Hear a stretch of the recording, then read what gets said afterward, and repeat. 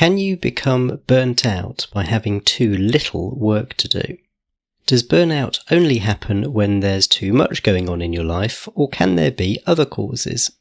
That's what we're talking about in this week's episode. I'm Jeremy Klein, and this is Change Work Life.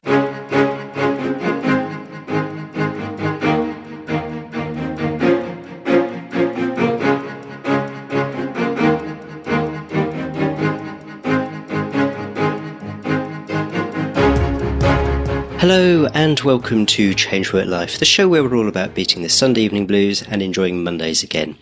I'm a career coach, and in each episode my guests and I bring you tips, strategies and stories to help you enjoy a more satisfying and fulfilling working life. When you think about burnout, you probably think about having too much on, maybe lots going on at work combined with the stress of managing whatever's happening at home as well. But is this the only cause of burnout? What else can also contribute? Can you become burnt out not by having too much going on, but by having too little? To help explore this topic, I'm joined this week by Louise Kershaw of Clarity Coaching with Louise. A former talent management specialist, Louise now helps her clients figure out why they aren't happy in their careers, what needs to change, and what aligns to them so they can find true career fulfilment. Louise, welcome to the podcast. Thanks so much, Jeremy. Pleasure to be here. I feel like your own career journey is going to be quite informative on this topic, so why don't you start by giving us a quick rundown on why you left HR and retrained as a coach?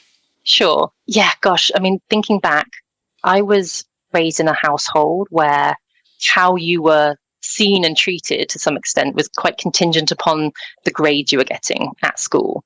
And so I really internalized this narrative that said, to do well isn't just important to your career, it's actually vital for your sense of almost worth as a person. So I really launched myself into my career. I had a background in psychology. I just finished my master's in organizational psychology. I gotten accepted onto this great HR London grad scheme in financial services. And I really enjoyed my career in HR until I didn't. I think I spent that first decade just trying really hard to prove myself, trying to learn as much as I could, focus on doing well. And I feel like I did do well, but it wasn't until I think 10 years, 12 years had gone by where I started to actually stop and look around and give myself that space to ask myself, wait, do I even enjoy this? And just started to notice that something wasn't right. Something was feeling off. And it was nothing wrong with the companies I was working for or the people I was working alongside, but there was a sense of disconnection in myself about the work that I was doing. And so it's, often the nature of these large corporates where work you're doing sometimes gets put in a drawer. It gets delayed, it gets cancelled, it gets put on a back burner. And this was happening again and again over the years. And it was making me feel quite wretched, but I wasn't really sure why it was having such an impact on me beyond just the usual frustration. And I came to realize that a key driver for myself was having meaningful impact in my work, really moving the dial on something. So when the bureaucracy made that difficult, I found that really challenging. And I also realized that a core value of mine is connection, just talking to people, helping them directly. But because the nature of HR is actually, ironically, behind PowerPoints, behind spreadsheets, I wasn't getting that. And so there was a sense of misalignment for me, of disconnect. It's really interesting what you say about bureaucracy getting in the way of impact, because that's definitely something that I've experienced as well, where, you've got the systems you're supposed to follow and you just seem to feel like you're spending all your time on the systems rather than doing on the work. Yeah. And it was a surprise. You go into HR thinking you're going to work with a lot of people. It's going to be very collaborative in that way. And you do get projects like that, but by and large, it was sitting behind project proposals and PowerPoints and not actually getting me, to meet the values and drivers that were very important to me. And it was manifesting in a burnout for myself. I was feeling increasingly detached, exhausted, even though I wasn't overworked. And I realized that burnout isn't just one thing. I was coming home from work feeling a bit numb, crashing on the sofa, half watching Netflix whilst doom scrolling social media and then not sleeping, and just felt awful. And it wasn't from overwork, it was from this misalignment. This 10 to 12 year period that you talked about, if you had allowed yourself that space earlier, or if, say, you'd been aware of coaching and thought, oh, that sounds interesting. Let's have a look at that. Do you think you would have started to have these sort of realizations earlier than that? Or what? I'm curious about whether what's behind that length of time. Yeah, I think part of it is fear. I think if I'd been a bit more vigilant and perhaps had taken more active notice of my own career in that way, rather than being a bit passive and just letting promotions happen, letting new opportunities happen, but not really being strategic about, will this suit me? Will this light me up?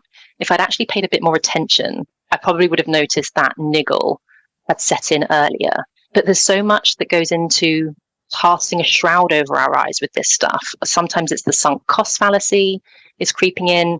Sometimes we just don't know what else we would do. And so that fear makes us not want to look at it. And so I think I had a little bit of ostrich syndrome going on. And my focus was just keep going, do well. The important thing is that you're in a good job. And then, COVID happened. Everyone lost their minds. I got made redundant. And so the panic was on just to find a new job. And so it was just a lot of these pressures. But I think you're right. I guess I'll never know. But the niggles were certainly there earlier, but I just didn't have the wherewithal to pay attention to them until I was ready, until I reached the crunch point, I think.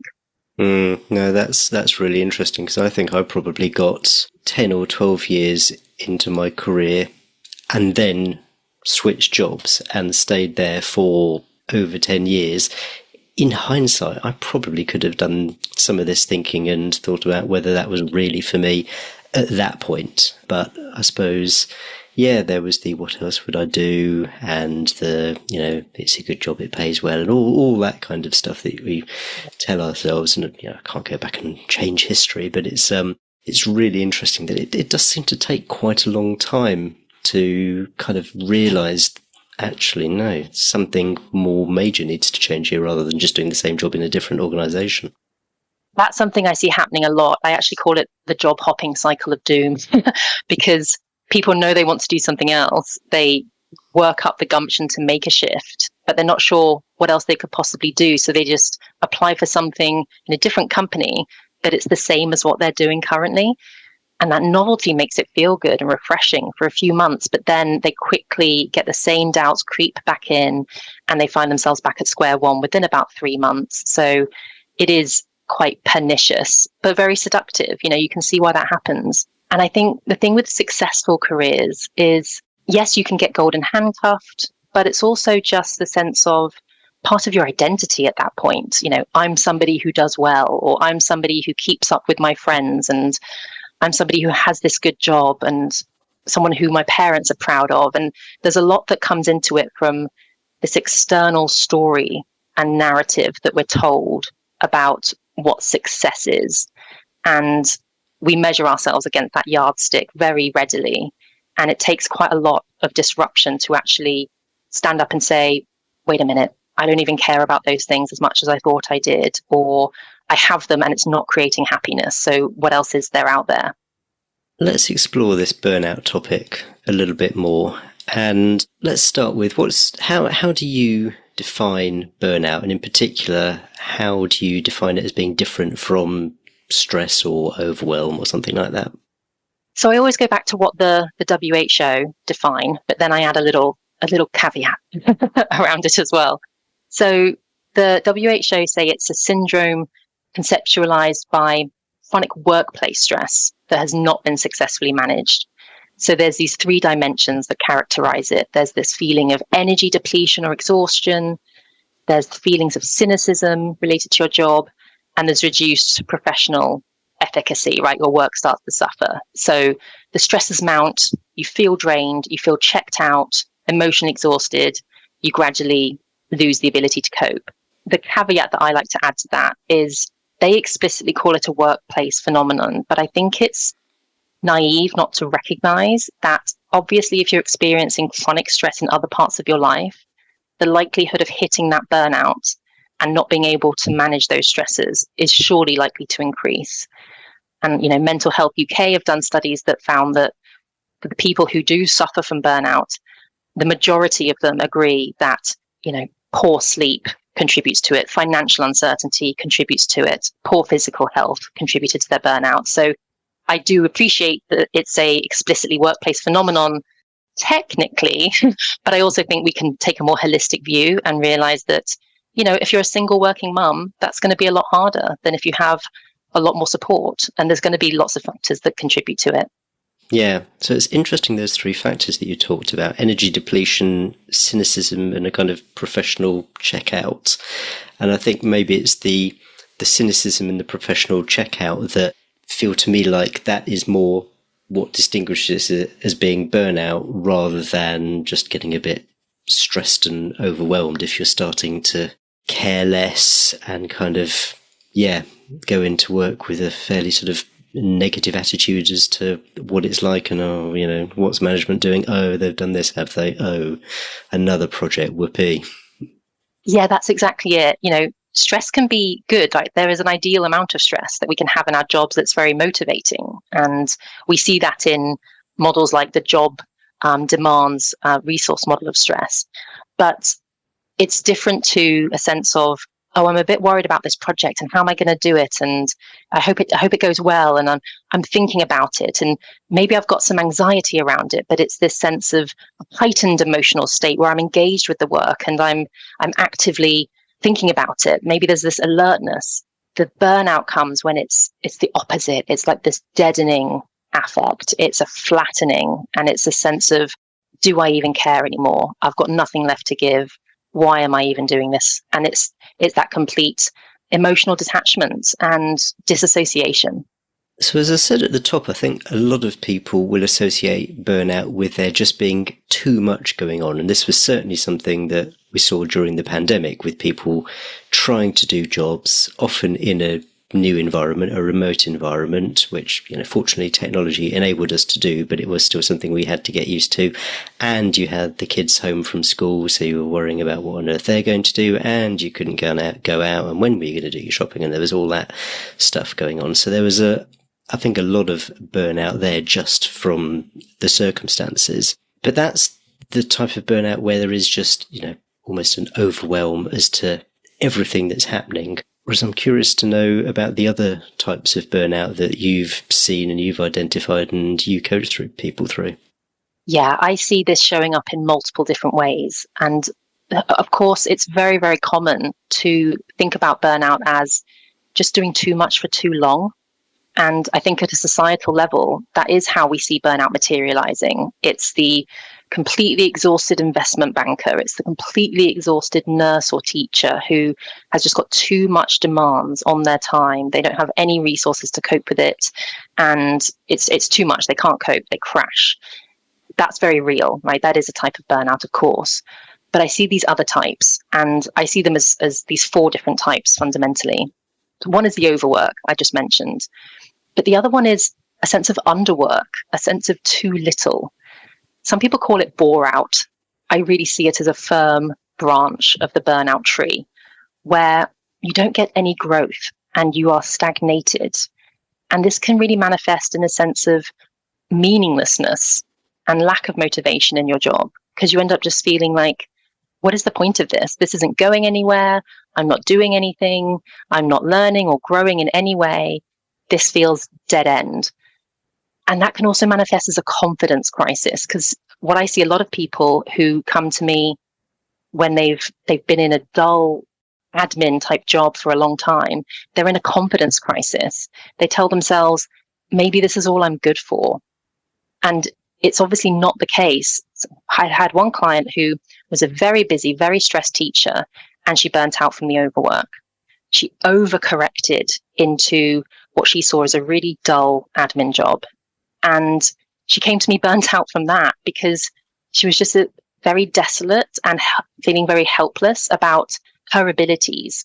She'd been in it for 6 months and she started to feel like, gosh, maybe this is all I'm good for, actually. So it's really quite dangerous and damaging. And it's interesting there that you said it's a lack of growth. So someone could still be quite busy in that role. They could still have lots to do, but it is repetitive. They're not learning anything. They're not growing. Yes, exactly that. It's not that you're bored in a sense of you're twiddling your thumbs, you're messing about online all day because you don't have any work to do, although I'm sure that is one way it would manifest and be very harmful. But it's the sense of perhaps you're busy, but just chronically bored by it. You're not learning anything. I've had people come to me who are, very senior in places like insurance, in banking. These are complex jobs, but they've been doing them for so long that it feels like it's the back of their own hand. They can do this standing on their head. They can do this blindfolded. They can do this half asleep. And they're just so bored by it. There's no sense of challenge anymore. And that can feel really deflating and meaningless to them. Can you just talk to the underwork piece? Because on my favourite source of careers discussions, Reddit, there's often people posting about they can get all their work done in an hour and then they're left to, surf the internet or whatever. And some people chime in and say, oh, that sounds great. It means you can do lots of other things on the side. But I feel like it's probably more of a source of stress as something to welcome. I agree. Yes. I mean, it sounds, amusing on paper, this idea that, we'll get all our work done in an hour and then we'll just mess about on social media all day or something on our phones. Maybe we're working from home and no one can tell. And hey, isn't this a great gig? But this really manifests as a sense of, what am I demonstrating that I'm contributing here? What am I learning? What am I even doing? If people ask me about my job, can I talk about it with pride and a sense of accomplishment? Or is it just a sense of nothingness? And so I don't see it as a good thing at all. I see that as being a very stressful situation to be in. So we've talked about two versions of burnout. We've talked about the having too much to do, and we've talked about bore out. What's the next one on your list? So I call this isolation or neglect burnout. And this is about a sense of loneliness, a sense of not belonging. We see studies have come out that shows LSI, loneliness and social isolation, correlating with increased burnout in populations like nurses, or workplace loneliness linking to emotional exhaustion in hotel employees. And it's the sense of you are left alone to your own devices. You don't have any support. You don't have any help. You might be physically isolated, or you might be sitting in a very busy office, but just feeling like I'm not part of the team. I'm not welcome here. No one notices my good work. I get no recognition. There's no sense of reward here. And I don't feel like I belong. I'm not invited to stuff. Announcements come and it's always a surprise. I feel like I'm the last one to find out about it. I just feel like I'm on the outside of the team and I don't have that full sense of belonging. And that can be really isolating, and that can lead to this sense of detachment. And it's particularly dangerous because that can become a real self-fulfilling prophecy. When you feel isolated, it's difficult to reach out across the divide and ask for help. Your hackles are raised. You're feeling a bit defensive, a bit vulnerable. So it's easy to actually retreat further and put up barriers and say, well, fine, if you don't want to help me, if you don't want to include me, I don't like you either. And isolate yourself further. So it's really important in those instances to make sure you're reaching out and you're trying to ask for what you need, and you're trying to combat that sense of isolation, whether that's physical or emotional, so that you do get that sense of belonging and inclusiveness with your team. And that's something which I guess might not necessarily be caused by remote working, but could definitely be exacerbated by it. I agree. I think, I'm a massive fan of remote working. I think it's done wonderful things, and it's really, I think, democratized, certainly for women at work, just being able to manage their day a lot better, pick up the kids, and just, I think it's a wonderful thing that shouldn't be reversed out. However, there are undeniable side effects. And if you're feeling socially isolated and you're also quite physically isolated, there's no one just to chat to in the canteen or go to get a coffee with. Perhaps where you're living is quite remote as well. And so it's not as though you can pop into town and quickly meet your colleagues at a local cafe. If everyone's working from home, that becomes an additional hurdle, I think. So that's number 3. What's the fourth? So the final one, and the one that I really specialize in helping people with, is the misalignment burnout. And this fundamentally comes when the work you're expected to do goes against who you are, right? There's this conflict, this tension between fundamentally who you are, what you care about, your beliefs, your drivers, your values, and the characteristics of the job or the organizational culture. So this can show up in many ways. It could be you're driven by collaboration and being of service is a core value to you, but the environment that you're in is very individualistic and competitive, and people are pitted against each other. Or it could be that you highly value integrity and honesty and trust, but you're in an organizational culture of backstabbing and sniping and gaslighting and saying one thing and doing another. Or it could be as straightforward as you're an introvert and the demands of your job mean you have to be engaging with clients daily, delivering presentations, networking constantly. And you could be very good at those things. It's not a commentary on how good you are. You could be great at doing those. But when you do them day in, day out, there's this real exhausted sense of an energy drain. This isn't what gives you energy. In fact, it drains you. So this whole piece is around, this doesn't fit. Like, I'm on the wrong path. This doesn't suit me. And there's no judgment here about what is right or wrong. So there may well be people who actually thrive in the individual backstabbing kind of environment. That's just what fits with them. That's where they thrive. Absolutely. Have at it. If that's what lights you up, if that's where you thrive and you feel really aligned and like you're great at this, it suits you, it's what you agree with, it's what you believe is right as well. This is the environment in which you could do your best work and you feel really engaged by it, then yeah, absolutely go for gold. It's where it's the disconnect. It's the sense of, you know what, I'm sacrificing a part of myself here. I have this self-doubt, this confusion. I'm questioning what's the point. And I can see it manifest as an identity crisis. When people come to me with this particular type of burnout, they often say, I don't really know who I am anymore because they feel fake. I remember studying emotional labor in my undergrad, and I really see the connections between emotional labor, where your internal feelings of an emotion is incongruent to the external display of that emotion. The have a nice day effect. These don't match. You have to put on a bit of a show. I see real parallels with that and this sense of turning up every day and either doing work that doesn't align to you or having to put on a bit of a show about, the type of person that you are, the type of work that you care about, thriving in an environment that fundamentally gives you the it. There's this sense of an identity crisis there. People feel like I'm not honoring myself. In fact, I'm operating against myself, and it's really exhausting. A term I learnt on the neurodiversity course that I did earlier this year was masking. And that's a term that feels like it has application here, where people are not being and they feel like they're expected not to be who they really are. Yeah, you feel like you can't turn up. Not just you can't turn up as your authentic self. I know this has threads around things like diversity and inclusion as well. But it's just the sense of what I'm being asked to do here goes against my core sense of either right or wrong, or my sense of self, or my belief in the type of stuff I'm great at, the belief in this stuff is important and this stuff isn't. So why are we focusing on that? And you're making sacrifice after sacrifice, and then you're having to justify it and doing mental backflips to justify why you're in this job in the first place when it clearly isn't a right fit. And yeah, that's a really difficult place to be. What are some of the early warning signs, and do they differ depending on which type of burnout it is?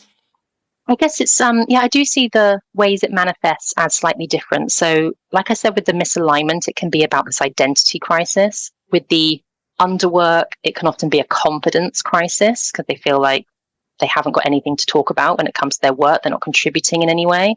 With the isolation, it can manifest as a sense of loneliness. So I do see how some of the initial side effects or the initial symptoms might show up differently. But fundamentally, all roads lead to Rome, right? They're ultimately going to get into this state of the detachment, the exhaustion, the cynicism. Their work might start to suffer. And that sense of I don't even care about this anymore. What am I even doing? Can really settle in. So I see them as coming from different strands and perhaps different initial signals, but ultimately resulting in this burnout, which is very, very kind of common. Yeah, I identified this underlying feeling of being cross an awful lot. It could be the sense when people feel anger, it could be because one of your core values is being violated. A question that I ask people inside one of my programs is, what's been a situation at work that made you really frustrated, really cross? Because sadness might come from certain situations, or disappointment might come, but when you're angry, that's because something you hold really dear has been sacrificed. And people might describe a situation that felt really unfair. And what we get to is that they have this real sense of justice, of procedural justice, of fairness, and that's violated by these arbitrary examples and scenarios that they've experienced. So yeah, it could be that something was going on for you that was violating a core value, perhaps. Yeah, I think so, definitely. So without wishing to scare everyone, where can this go if left unchecked? It's bad, right? Like burnout, we know that this has significant consequences to your emotional health, but also your physical health. So the AMA, the American Medical Association, has linked burnout to physical conditions like coronary heart disease, insomnia, diabetes. We know that it leaks into your sleep, your sense of feeling alone, your irritability, can lead to increased alcohol use, difficulty concentrating, being full of self-doubt and feeling numb. And really, we can't put a container around this kind of stuff. Often people say, well, maybe it's fine. I should just be grateful to have this job. But you know what? We spend 90,000 hours of our lives at work. When you're miserable and you're burnt out, you can't put a container around it because that container will leak. And what happens is your family just get the crumbs of who you are because you've got nothing left to give. You're in this state of disconnection and emotional detachment. And so they get this really flat version of you. And yeah, it can impact your personal life, your relationships, your happiness outside of work. So I think it's really dangerous. So someone is starting to experience these feelings, be it loneliness or be it cynicism, and it hasn't got to that bad a stage, but they've noticed a bit more of an irritability. Maybe they're not sleeping as well. What's maybe the first step? Yeah, I would get really clear on where the misalignment is coming from, right? What's causing this? And for me, I see there's 4 key areas to get really clear on. And these are your drivers, like what motivates you, your values, your strengths, and what gives you energy, which I don't see many people talking about, but I feel like it's a central ingredient to this. And so often, people discover that things that are central to their career fulfillment haven't actually been things that they've even thought about or put language to before. So I would work through some initial questions, some reflective exercises to get clear on what those are and do a bit of an audit, compare that against what your current job is giving you. You can be quite methodical about it. You can rank these things out of 10 in terms of how well it's fitting these 4 core things. And how do you distinguish drivers and values? Yeah, so drivers is around like what motivates you. So a question I might ask a client is like, whose career do you envy? And it can be really quite expansive and not based in what they realistically want to do themselves. They might say astronaut. And when we think about why do you envy that? That's where it's really fruitful. So we might discover that what they envy about the astronaut's career and life is this sense of discovery, this exploration or adventure, like something is sitting at the heart of it, which they feel compelled to have in their life. They want this, that they're motivated to achieve this thing. Whereas a value is more of a North Star guiding principle, which if they are to live in alignment with this thing, it would feel like a life well lived. If they're out of alignment, it would feel like they're sacrificing part of themselves. They might feel that anger come up because something that they hold dear as a principle, something like, integrity or trust or meaning, impact, these things matter to you on a core level, and not to have them would feel like you're not living a life well lived here. You're going to come to the end of your life and look back and feel like, was I being true to what I really cared about? Or was I having to make lots of sacrifices? So that question, whose career do you envy? I like that one for drivers. Have you got another killer question, just one question which can help people uncover their values? I do ask them what's made them angry, as an example, that they can reflect on in their career. But what I like to do for values is that thought experiment. And it's quite a big thought experiment. It can be quite confronting. It invites people to imagine themselves at the end of their life. And they're sitting on a park bench. They're with a dear friend. This friend doesn't know them very well. It's a new friend. And they're going to tell their friend the story of their life. And it's been a wonderful life. They're really content. They're really happy with how things have gone. What do they hope will be key components of this story? What do they hope will punctuate this story? What matters here?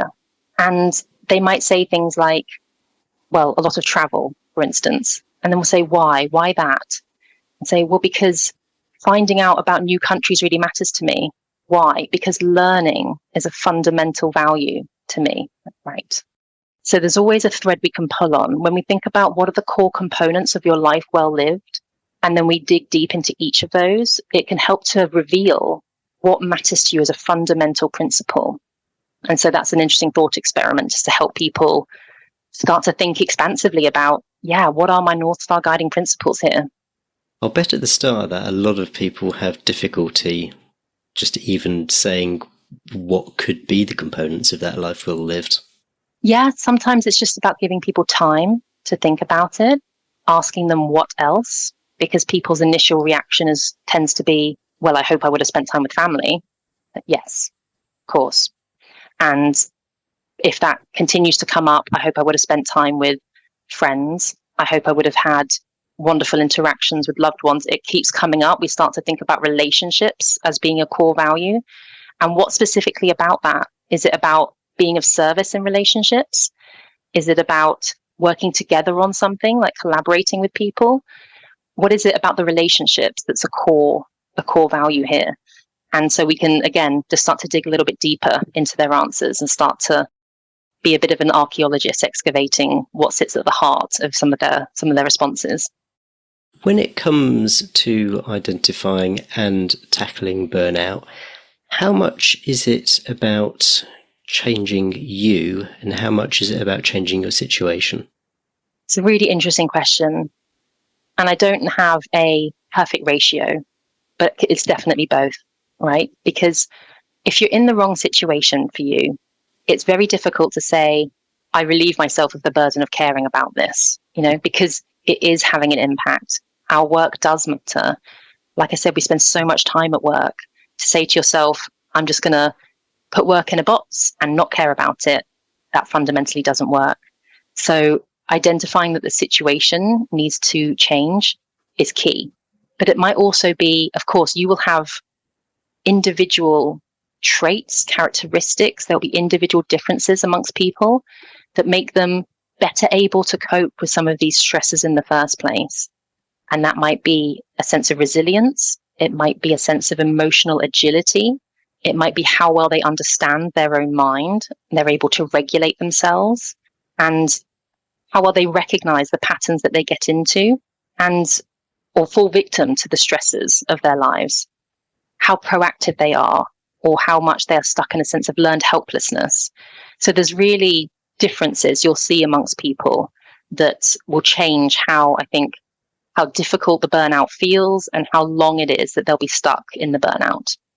So someone could actually be in a role which does tick an awful lot of the boxes, but it's that sort of self-work. Whether it's, chronic imposter syndrome or, a morbid belief that things are going to go wrong at some point, that could be the thing that needs to change rather than the position, the job, the work environment. Yes, and I certainly see this a lot in the overwork type of burnout, where they've been doing too much for too long, because often what you'll find is a people-pleasing tendency. and perfectionistic tendencies that come into that. And so these are individual differences. These are part of our own unique, mindset saboteurs that are at play here, where you're falling into certain traps of your own behavior and your own, how you manifest at work, how you show up at work, the types of situations you tend to be creating for yourself and not having good boundaries, for instance, that can really magnify the overwork burnout particularly. And something else really interesting that you said about this belief that you can just not care. Because I had a conversation with someone recently and they said that. They said, I just wish that I could, not care, just turn up and do my work. It's all right and it's fine. I don't need all this other stuff that's going on. So why am I driven to do that? I just wish I could not care. And it's impossible.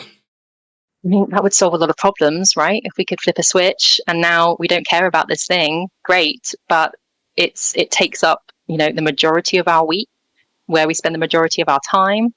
And it has so many associations with our sense of identity, for right or wrong.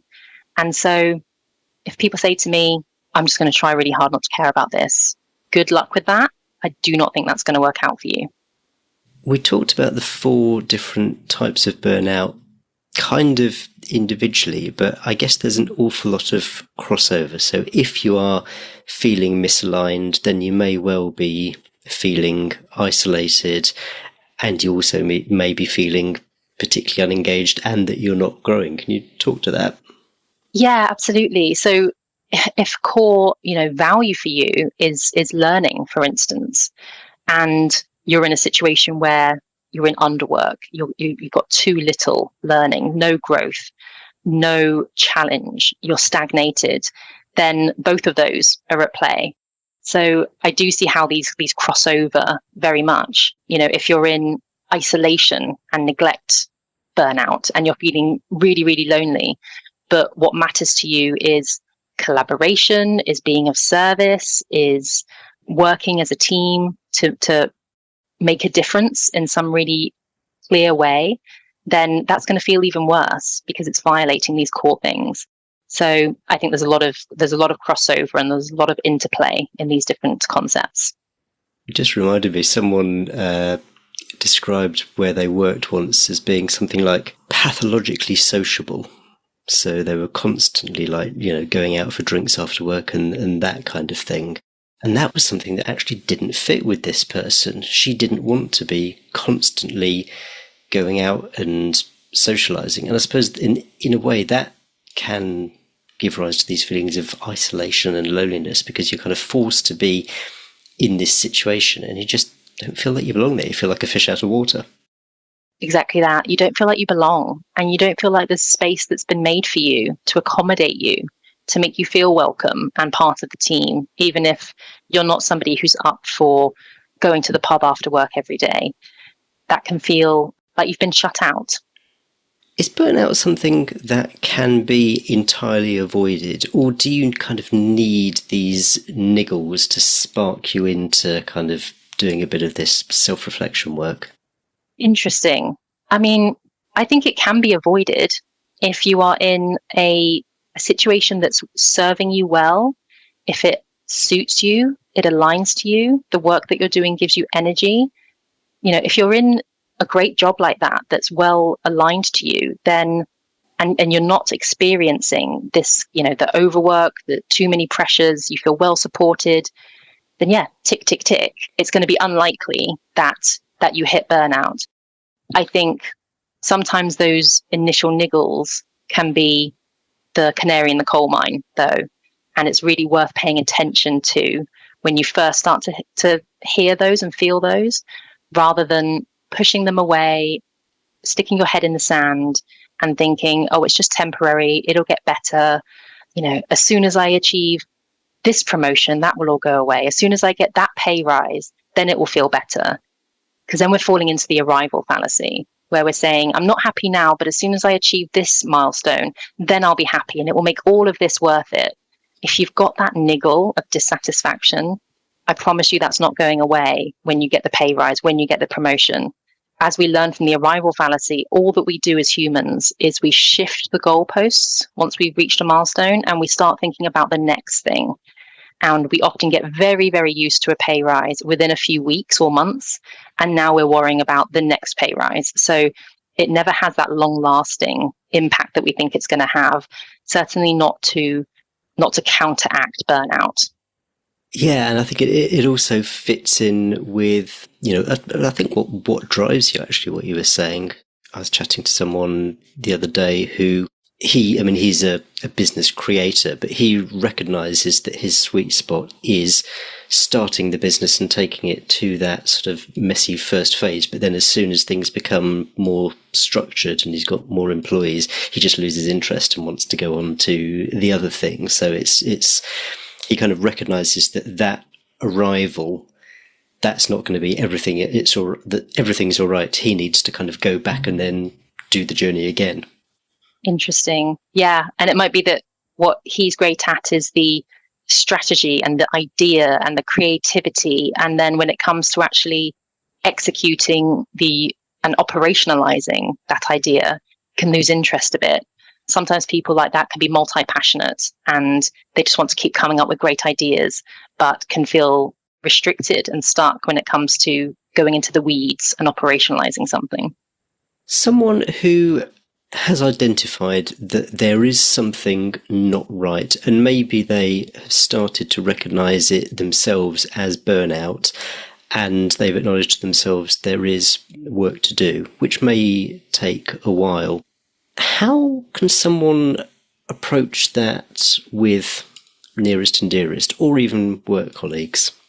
Yeah, it's really, really important to, I'd say, start a dialogue with the people at work. So with your boss, just explaining what's happening and what it is that you need. What you need is going to be very different to what the person next to you needs. And your boss might have a very specific style, a way that they manage people that's quite, specific to them. And maybe that's not something that they've been aware of in terms of how they can show up differently for you, how they can maybe adjust their style to communicate with you more or communicate with you differently, or to recognize that you need more support, or to understand that you're not somebody who's going to shout when they're drowning.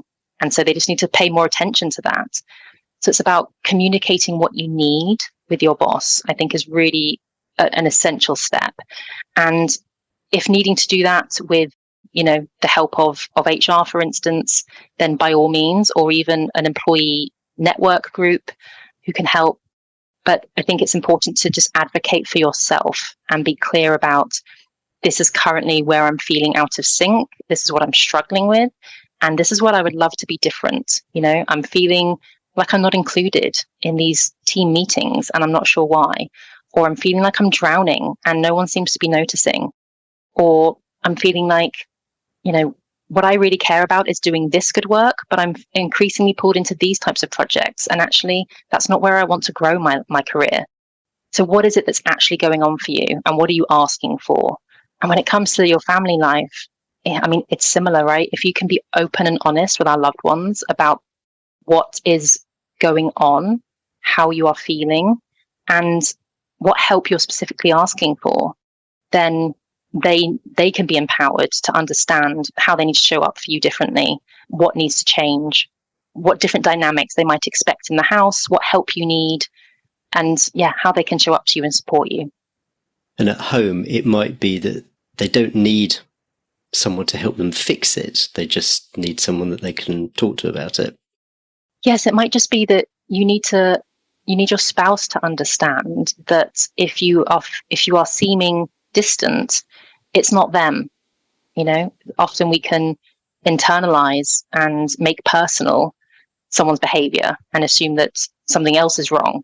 So if we can communicate and just explain what it is that's going on, then hopefully they would be more than willing to be there alongside you and support you through that.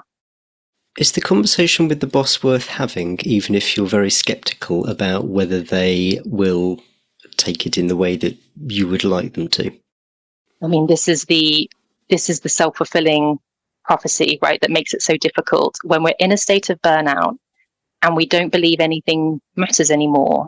And we've almost given up the ghost of caring. Finding the wherewithal and the energy to reach out and change your situation can be really a tall order. That's really hard. We're asking people to summon the strength to fix this thing that they're in.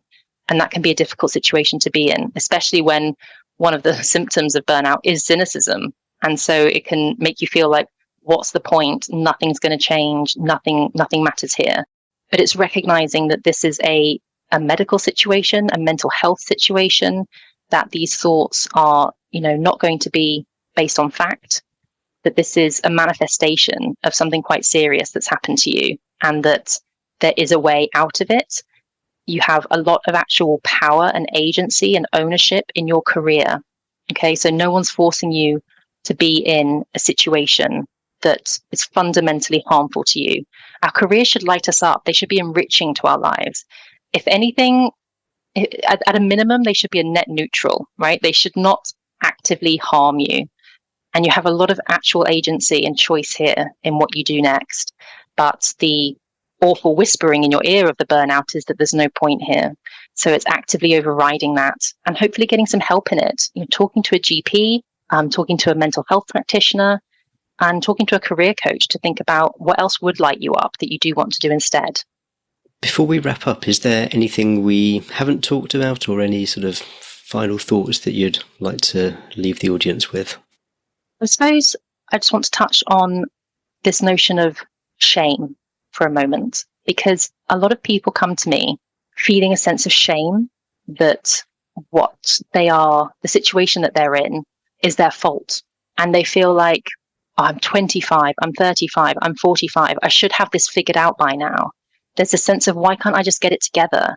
And we live on such a social media age where comparisonitis is rife, competition is rife, comparing ourselves to a measure of success as defined by the media and society and TV is really challenging. And so this belief that if you're not in a job that you like yet, that you've done something wrong is really pernicious. And I think we're sold this narrative that if you get a good job, it should make you happy, because to be successful in a capitalistic society is to be happy. And so everything should be fine. And here's the job. So if you're unhappy, then something's wrong with you.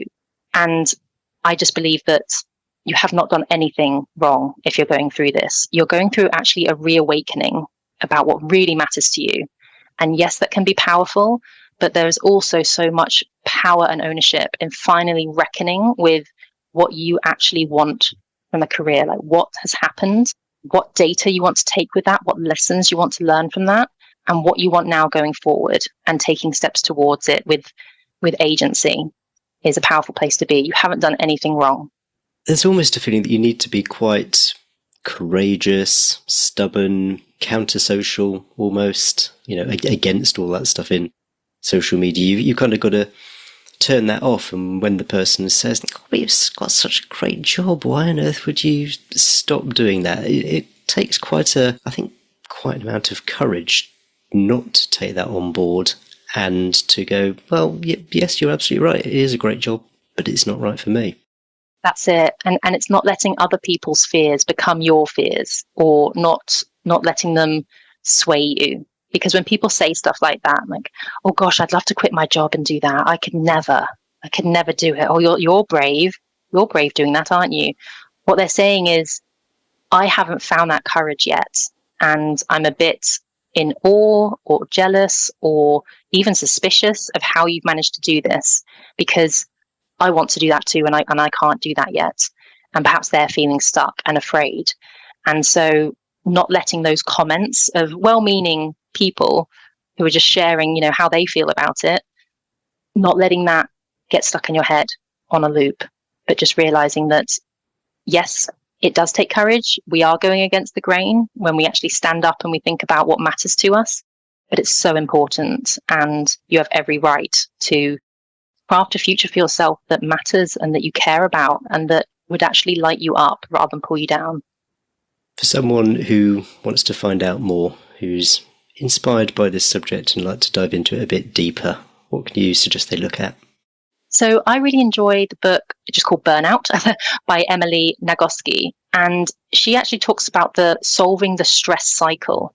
So she talks about the stress hormones that are pumping through your body when you're in that state of fight or flight at work, and needing to complete that cycle and regulate your nervous system. So there's just an interesting part of the science there, the neuroscience and the kind of physical nervous system side of things, which is really compelling. And then I also really recommend Unstressable. It's a new book by Alice Law and Mo Gaudat, and they break down the different types of stressors, the ways that stress can show up in your life, you know, the nuisance and the noise and the trauma and the obsessions, the different ways that stress can manifest, and practical strategies to think about what you can control and to not let these stressors take control of you. Terrific. I think those are two books that I don't think anyone's suggested before, so thank you very much for those. Where would you like people to go to find you? So I'm most active on my Instagram. That's probably the best place to follow me. I have some links there to some free career guides, including one called What to Do If You Hate Your Job. And you'll find my career burnout survival handbook there as well. Great. And what's your Instagram handle? Clarity Coaching with Louise. Brilliant. All right. Well, Louise, thank you so much for coming on the show and talking about this topic. Thanks so much, Jeremy.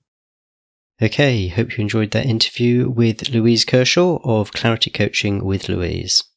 I was debating whether an episode about burnout was sensible to release on New Year's Eve, but I figured it probably was. The festive period is definitely a time when there's an awful lot going on and things can get on top of you, but I usually find that period between Christmas and New Year, it's actually quite a good time for a bit of reflection. As you look back on the past 12 months, what has work meant to you? What have you felt about your work? Has it motivated you and given you energy? Or has it depleted your energy and left you feeling cynical, maybe feeling like you've checked out? Have you felt like there's a lack of growth in your career? Maybe you're starting to get a bit of a crisis of confidence. Is this really what I should be doing? Am I good enough to do this? There's no reason not to stand back and take stock of your career at any time of year, but, you know, the New Year period, it does just psychologically feel like a really good time to be doing this. And if you're thinking, but where do I even start? This just sounds like too big a job. Get someone to help you. I've recorded nearly 200 episodes of this podcast, and I've spent hundreds of hours coaching people in exactly the same position as you. I absolutely can give you the framework to how you can start thinking about these things. If you've got that niggling feeling of dissatisfaction and you just don't quite know what to do about it, and you really would like to know what to do about it, well, then that's definitely something I can help with. To find out more, go to changewhatlove.com/coaching. That's changewhatlove.com/coaching, and book a 30-minute chat with me. See how I can help. In the meantime, show notes for this episode are at changewhatlove.com/196. That's changewhatlove.com/196. And that is it for 2024. Who knows what's going to come next year? Personally, I've now been self-employed for 12 months now, which has been a very interesting experience for me and something completely different to what it was like when I was employed and receiving a regular paycheck. There's been ups, there's been downs, but you know what? I'm quite optimistic. I'm looking forward to seeing what 2025 will bring. And it's a journey I'd like to share with you. So if you haven't already, make sure you're subscribed to the podcast. We're going to have some more great episodes coming up in the new year, and I can't wait to see you then. Cheers, bye, and Happy New Year.